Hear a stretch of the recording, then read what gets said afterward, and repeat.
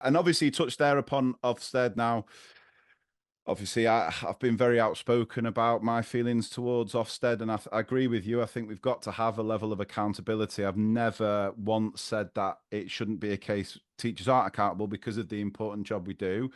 But I would never agree that Ofsted in its current form is a force for good in education. And I think linked to those workload issues, whether it's directly or indirectly, Ofsted are by far the main reason why workload has gone through the roof exponentially.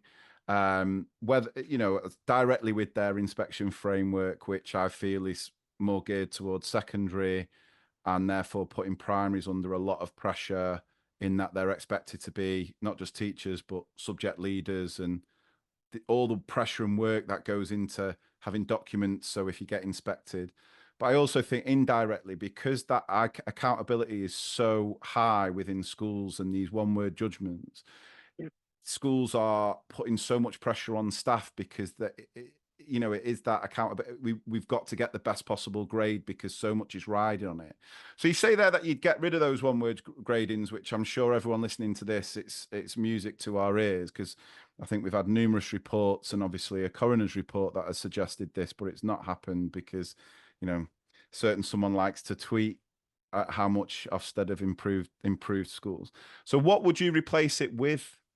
Yeah. So we'll end the one or two word judgments. We'll move to kind of a balanced report card system, which we will consult on if we win the election in terms of the shape of that and what it will include.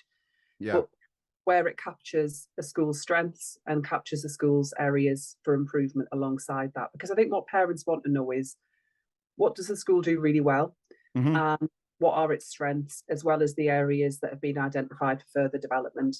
And I think it needs to be a process that also supports schools to improve more, in that it's a process of schools are encouraged to identify those areas for improvement and to do so. But Ofsted aren't the people to do that directly, but they are the people to support schools and trusts to make sure that that work is ongoing. And I think the pressures at the moment on school leaders are pretty enormous too. Yeah. It's lots of experienced staff don't want to step up to headship, and it's why we're seeing people leaving school leadership altogether, and that is a part of it. And I do think it's important that we have a good sense of what's going on within our children's schools, because we all want to make sure that children are getting the best start they can. But I don't think as a parent either you would necessarily look at an Ofsted report and get a full picture of what's going on. Now, some of that's resource driven, in that Ofsted are increasingly struggling to recruit experienced inspectors.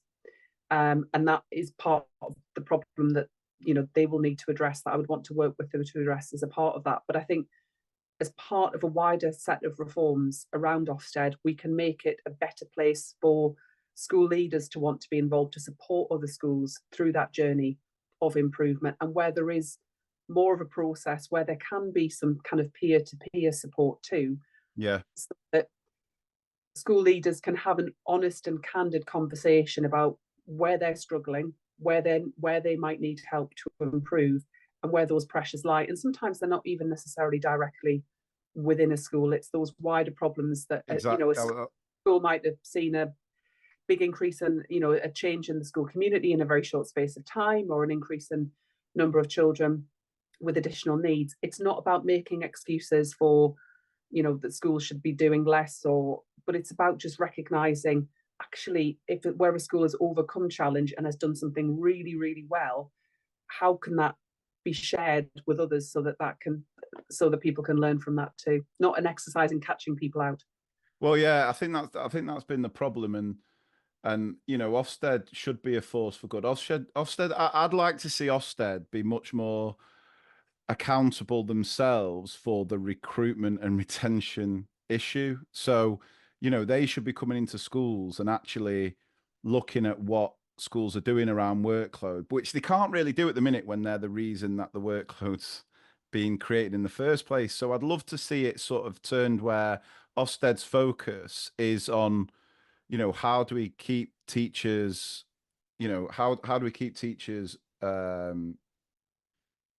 No, I don't want to say happy, but you know, how do we keep? Because if you've got happy teachers, you're going to have happy children. And when Ofsted are coming into schools and causing so much, dare I say, it, destruction as far as retention and, like I said, leadership's not wanting to people not going into leadership because ultimately you get a bad Ofsted, which can be, unfortunately, can be a roll of the dice based on which inspector you get on which day, and then it's a head teacher's head on the plate with it. So I think that all that culture needs to change.